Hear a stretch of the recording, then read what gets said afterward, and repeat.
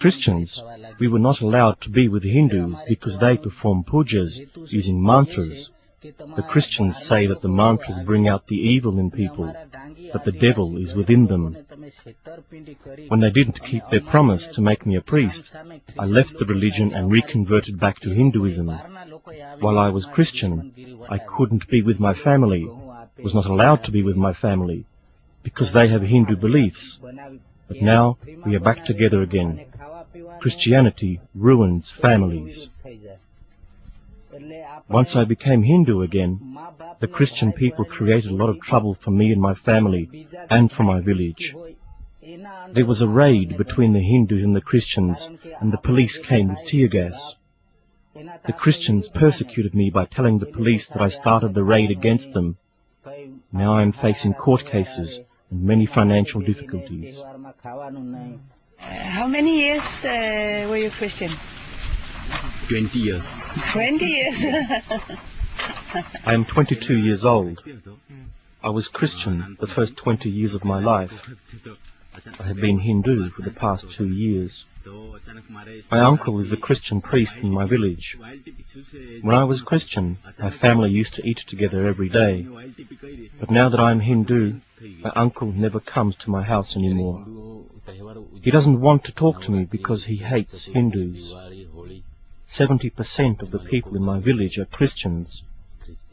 We have been taught since childhood that Hindus are evil people possessed by devils and demons.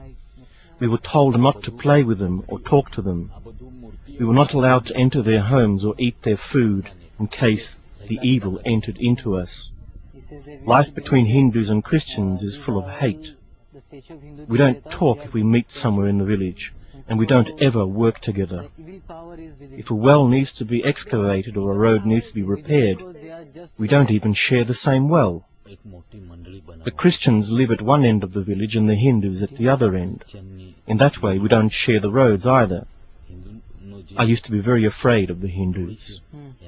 Our church performs healings.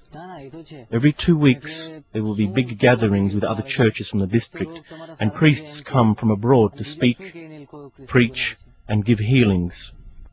They tell us, amongst other things, that the power of the evil will possess us if we don't go to the church or come for these big gatherings. The church in the village next to ours gives money to the people for their conversions, so many people are tempted to accept Christianity. When I was a Christian, everybody wanted to be like the Americans.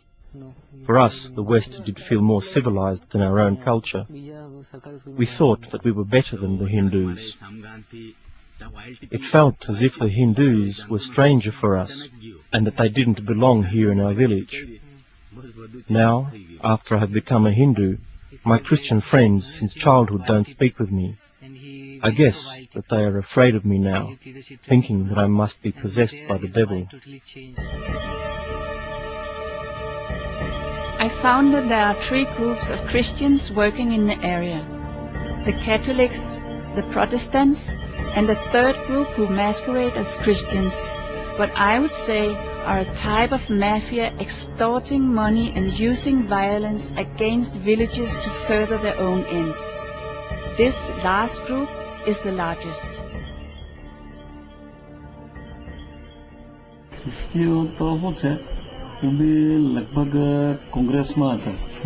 In my district, 95% of the populations are Christians now. There are 17 Christians and only 4 Hindus in my political committee, so the balance of power falls with the Christians. In the last 5 years there has been an explosion of new Christians. They vote for the Congress Party, which is governed from abroad in the West. Many times I have attended big Christian church gatherings with 15 to 20,000 people. They perform healings. Sometimes I have brought a sick friend, but they will never take that person for healing. They only use people who are instructed to act sick and then pretend to be healed. They say hallelujah all the time. The Father will speak and call God and Jesus and put his hand on the sick one. Christians are told to burn and step on pictures of Hindu gods. After these meetings, the priest drinks alcohol, uses bad language, and talks about women. Many times I have been offered a Christian conversion. Many of the fathers and pastors are my friends because of my political activities. They say that I could have a new house and a good income if I convert. The priests get money from different organizations in Europe and USA by applying for a project that sounds good. Then they pocket the money. When the priest and his helpers convert new people, they are given money. They earn 1,000 rupees for a group of people and 50 to 100 rupees for one or two people. The priest earns double the amount of the pastor. The priest also gets money from every prayer he performs in the church.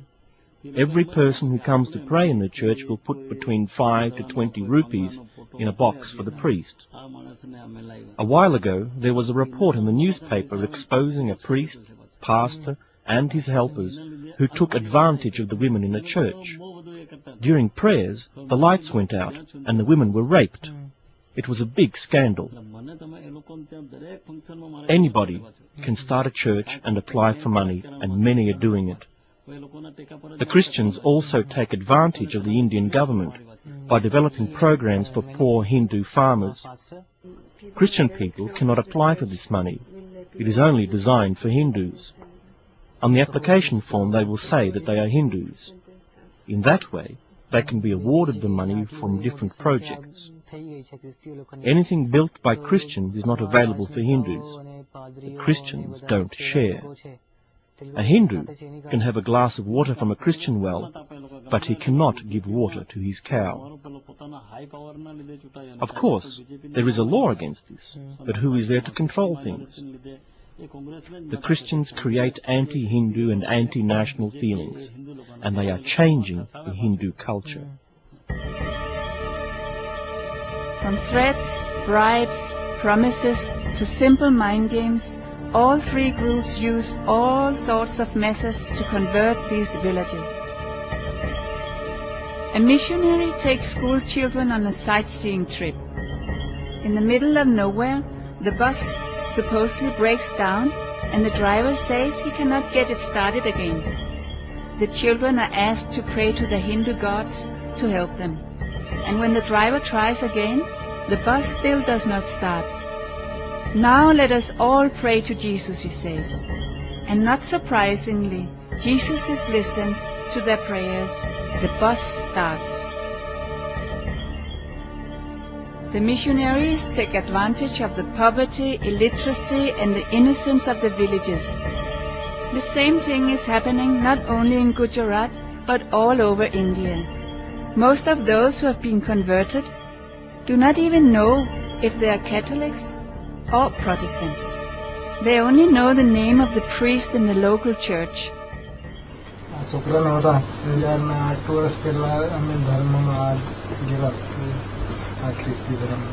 We got converted to Christianity because our son was very sick. We were promised that he would be healed in the church.